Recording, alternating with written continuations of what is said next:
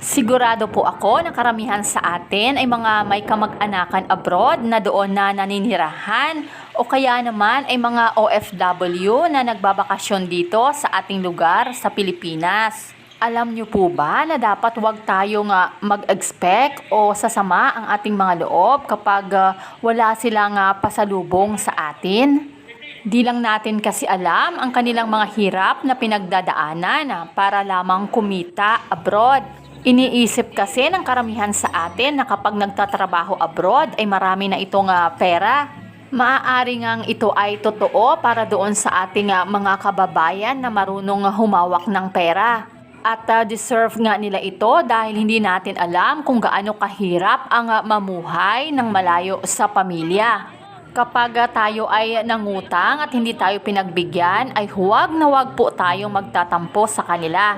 Meron din naman tayong mga kamag-anak na galing sa ibang bansa na kahit hindi tayo humiling ay kusa nila itong ibibigay sa atin. Nagpapasalamat nga ako sa kamag-anak ng aking mister na niyaya nga kami mamasyal dito sa Seaside at MOA. Kumain nga kami dito sa masarap na Chinese restaurant.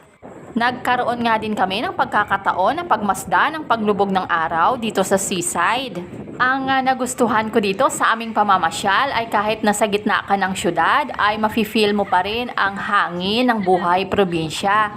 Perfect nga itong lugar para dalhin at ipasyal ang iyong buong pamilya. Meron din kasi ditong mga rides na pwedeng i-enjoy ng inyong mga anak. At napakaganda nga nitong pagmasdan kapag gabi na. Pero para nga sa akin, ang pagtambay dito sa gilid ng dagat ay sapat na. Nakakatuwa nga pagmasdan ang kalangitan, ganun din ang paghampas ng alon at mga ibon na lumilipad.